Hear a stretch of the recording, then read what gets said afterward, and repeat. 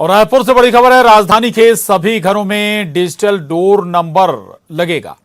Raipur smart city limited और एक निजी बैंक के बीच ये करार हुआ है। महापौर RSCL के MD और बैंक के अधिकारी इस दौरान मौजूद रहे। डिजिटल प्लेट से घर को सरल पहचान मिलेगी और कई सुविधाएं शहर के सभी करीब 3.25 लाख घरों पर डिजिटल डोर नंबर लगाने के लिए करार किया गया है। तो ये बड़ी खबर है राजधानी रायपुर से। राजधानी के सभी घरों में अब डिजिटल डोर नंबर लगेगा। रायपुर स्मार्ट सिटी लिमिटेड और एक निजी बैंक के बीच ये करार हुआ है। आपको बता दें कि महापौर RSCL के MD और बैंक के अधिकारी भी इस मौके पर मौजूद रहे। देवव्रत भगत हमारे साथ जुड़े हैं। देवव्रत, क्या इसकी तकनीक होगी और दूसरी बात इसके क्या लाभ होंगे, बताएं देवव्रत।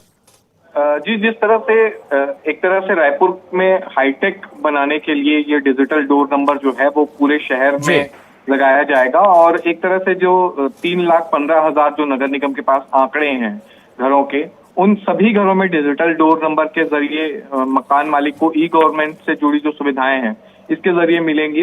और बताया ये जा रहा है कि जो 26 तरह की सुविधाएं नगर निगम के द्वारा ई-गवर्नेंस के जरिए दी जाती है वो सारी सुविधाएं अब डिजिटल नंबर से मिलेगी। और इसके लिए एक निजी बैंक से आज एक तरह से करार हुआ है और इसके तहत जितने भी घर हैं वहां पर एक यूनिक नंबर उनका तैयार किया जाएगा और उसी यूनिक आइडेंटिफिकेशन नंबर पर एक QR कोड रहेगा और QR कोड के साथ जो प्लेट है वो हर घर में लगेगा। और इसी के जरिए जो प्रॉपर्टी टैक्स है, डोर टू डोर कचरा कलेक्शन है, नल के कनेक्शन है, नामांतरण है, भवन अनुज्ञा है, तो इस तरह की जो जरूरी तकरीबन जो सुविधाएं हैं वो सारी मिल सकेंगी।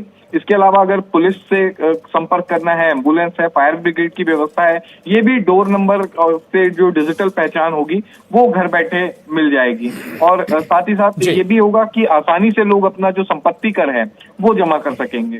तो इस दिशा में महत्वपूर्ण कदम जो है वो जी बिल्कुल महत्वपूर्ण ये करार है। इसका लाभ भी रायपुर वासियों को मिलेगा। शुक्रिया देवव्रत आपका इस पूरी जानकारी के लिए। आगे बढ़ेंगे। बॉलीवुड में ड्रग्स कनेक्शन को लेकर न्यूज 18 से एक्सक्लूसिव बातचीत करते हुए इंडिया के नारकोटिक्स कमिश्नर राजेश फतेह सिंह ढाबरे ने बड़ी बात कही। उन्होंने कहा कि ड्रग्स के लिए बॉलीवुड को ही केवल दोषी नहीं ठहराया जा सकता, इसके लिए बहुत सी चीजें जिम्मेदार होती हैं। बॉलीवुड के बारे में भी कहा जाता है कि बॉलीवुड में भी बहुत सारी चीज़ें आती है, या मुंबई एक नशे के केंद्र के तौर पर उभर रहा है, तो क्या मुंबई भी ऐसा के केंद्र माना जा सकता है कि वहाँ से नशा देश भर में फैलता है, या कुछ ऐसे सेंटर्स है जहाँ से नशा देश भर में फैलता हो कोई?